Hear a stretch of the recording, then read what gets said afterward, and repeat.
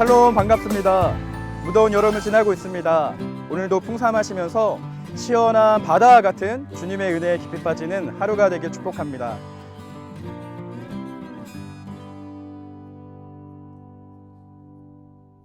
우리는 성경을 읽을 때 어느 한 단어나 한 구절에만 집중하는 것이 아니라 성경의 전체적인 맥락을 보아야 합니다.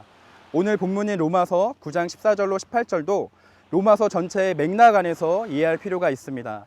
로마서의 주제는 이신칭의, 즉 복음을 믿음으로써 의롭게 되는 하나님의 은혜와 사랑입니다. 그런데 로마서 9장에서는 스스로 하나님의 선민이라 자부하는 이스라엘이 복음을 믿지 않고 오히려 복음을 배척하는 것을 보며 탄식하는 바울의 모습이 나옵니다. 오늘 본문은 기독교 교리에서 중요한 예정론에 관한 말씀인데요. 예정론에 대한 신학적 견해는 교단마다 차이를 보이지만 중요한 것은 이 예정은 하나님의 선택이라는 하나님의 주권에 초점이 맞춰져 있다는 것입니다. 그런데 오늘 본문에서 하나님이 긍휼히 여길 자를 긍휼히 여기시고 완악하게 하시고자 하는 사람을 완악하게 하신다는 이 말씀을 보면 그럼 선하신 하나님이 악을 행하도록 만드신다는 말인가? 라는 오해를 불러일으킬 수 있습니다. 하지만 이것은 성경 전체의 맥락 안에서 이해해야 합니다. 하나님과 하나님의 뜻에 대해 기록된 성경은 우리에게 무엇을 말해줍니까? 하나님이 세상을 이처럼 사랑하사 독생자를 주셨으니 이는 그를 믿는 자마다 멸망하지 않고 영생을 얻게 하려 하심이라. 하나님은 모든 사람이 구원을 받으며 진리를 아는 데 이르기를 원하시느니라. 우리가 아직 죄인 되었을 때 그리스도께서 우리를 위하여 죽으심으로 하나님께서 우리에 대한 자기의 사랑을 확증하셨느니라. 그렇습니다. 하나님은 사람으로 하여금 악을 행하고 죄를 짓도록 하시는 분이 아니라 모든 사람이 구원받기를 원하시며 이를 위해 십자가에 죽기까지 죄인인 우리를 사랑하십니다.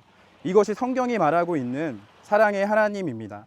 그러면 구약에서 이스라엘의 출애굽을 맡고 하나님의 뜻에 대적했던 이집트의 바로에 대한 이와 같은 표현은 무슨 의미일까요?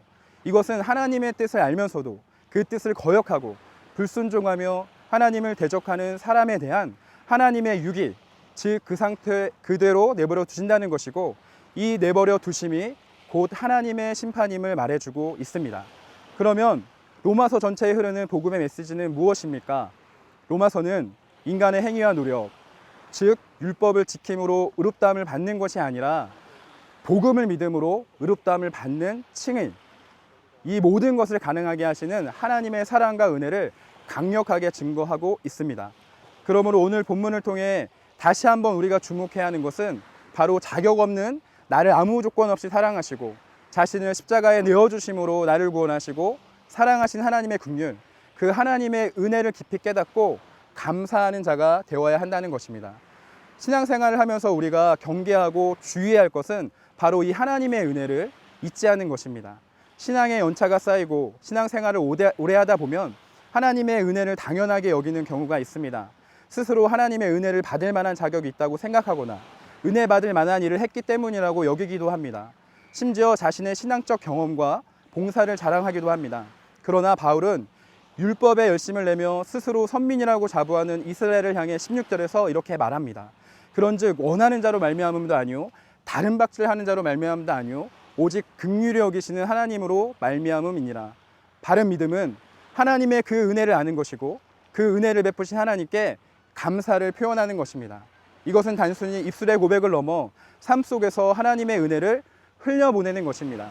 바울도 처음에는 교회를 핍박하는 율법의 열심을 가진 바리새인이었습니다. 그런 그가 다메섹 도상에서 예수님을 만난 이후에는 복음을 전하는 사도로 변화됩니다. 바울은 자신에게 베푸신 하나님의 은혜에 대해 이렇게 고백합니다. 내가 전에는 회방자요, 박해자요, 폭행자였습니다. 그러나 그러한 행동은 내가 믿지 않을 때 알지 못하고 한 것이므로 하나님께서 나에게 자비를 베풀어 주셨습니다.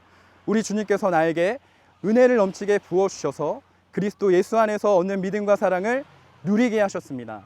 하나님의 은혜를 깊이 체험한 바울의 삶은 변화됩니다. 그는 복음을 위해 살아가는 사도로 평생을 헌신합니다. 하나님의 이 은혜의 비밀을 깊이 깨닫고 경험한 바울은 그의 사랑하는 영적 아들 디모데에게 내 아들아 그러므로 너는 그리스도 예수 안에 있는 은혜 가운데서 강하라고 명령합니다. 그렇습니다. 복음의 일꾼으로 주님의 일을 감당할 수 있는 것은 오직 하나님의 은혜입니다. 하나님은 당신을 사랑하시며 당신을 위한 놀라운 계획을 가지고 계십니다. 오늘 하루도 나에게 베풀어 주신 하나님의 은혜를 깊이 깨닫고 그 주님의 사랑을 삶 속에 드러내는 주님의 제자로 살아가길 간절히 소망합니다. 샬롬.